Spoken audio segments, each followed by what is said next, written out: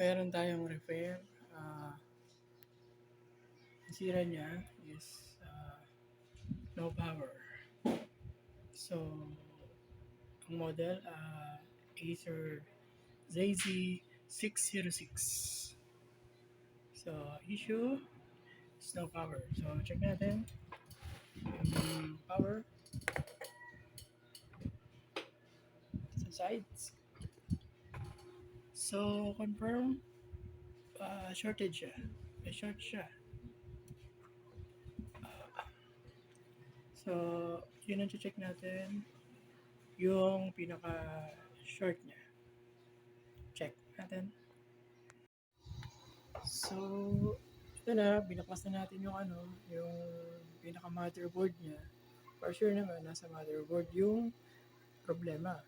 So, upon checking, full shortage siya. Dito pa lang sa may charger. So, ang ginawa natin para matrace natin, usually pag nag-charge ka, merong iinit na part dyan. So, merong nag-init na part dito. So, tinanggal ko na yung dalawang capacitor. So, check natin kung nawala na yung short niya. Sabihin, ito talaga yung shorted. So, kung hindi pa, meron pa dyan iba. So, check muna natin kung short.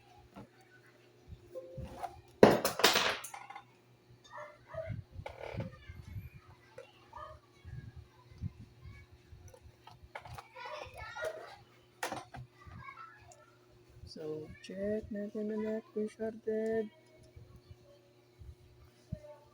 Sana mawala ang short. Sana. So, dito.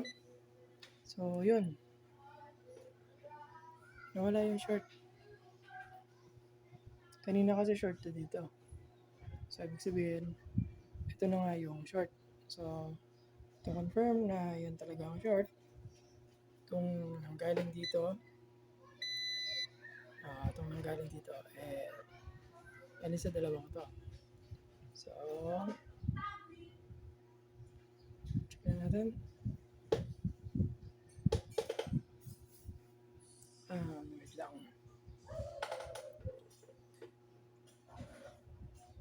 Meron tayong tools na gagamitin. Asan na yung tools na?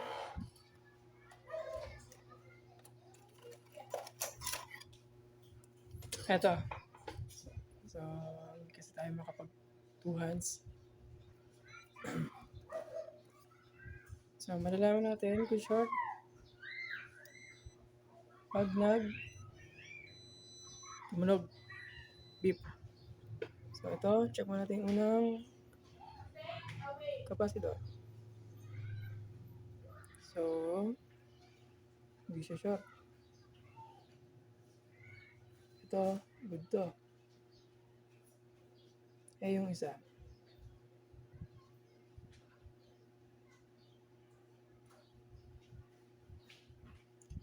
Ayaw ba?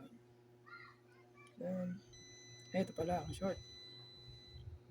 Ito, ang short. Short.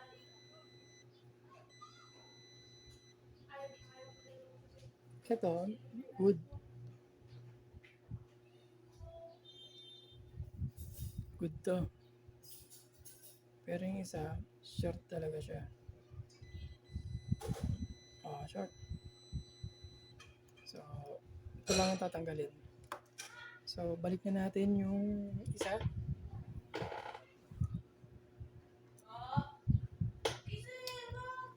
Balik natin yung isa. Yan.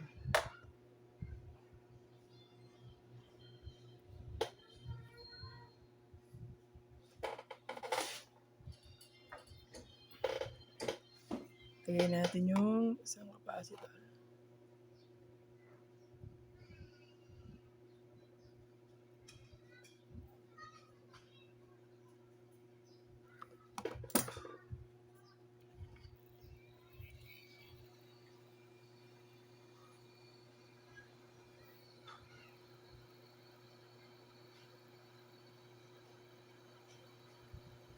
Hirap no, one hand. Pero kaya confirm naman natin yung sira.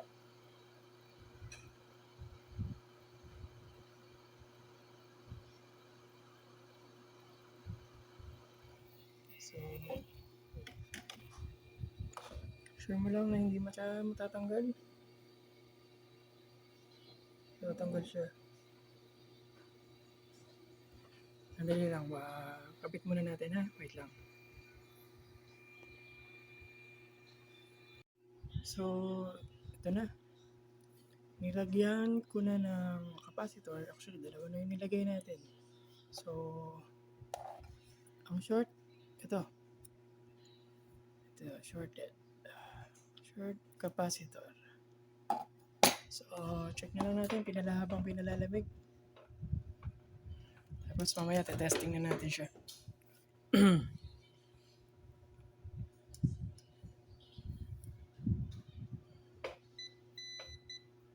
So, wala na siya short. Wala na short. Wala na short. Good na. So, testing na lang natin.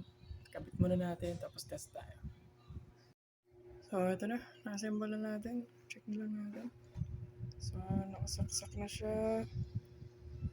So, check. Sana mag-power on. Pause mo natin. So, yun na.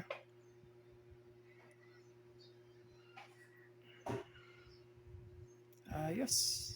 Buo na naman tayo ng patay.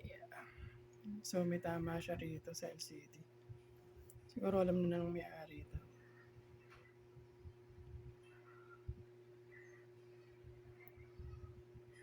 So, check na lang. Umamatay. Hindi na siya shorted. Perfect amps.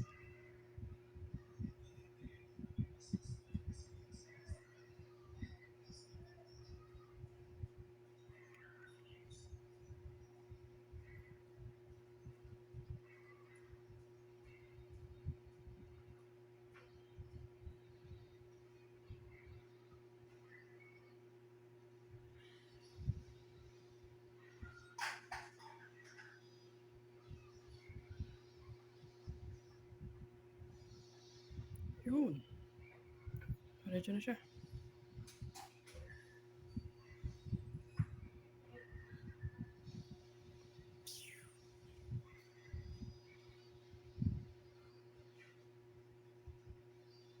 So, medyo mabagal siya. So, dapat to, yung mga ganito kabagal, usually dapat nilalagyan to ng solid state or SSD pang storage. So, para bumilis siya. Ganito kasi mabagal. Medyo hirap talaga sa mga Windows 10, yung mga hard drive, yung mga old hard drive. So, mas nire-recommend is yung SSD talaga. So, okay na siya. Good.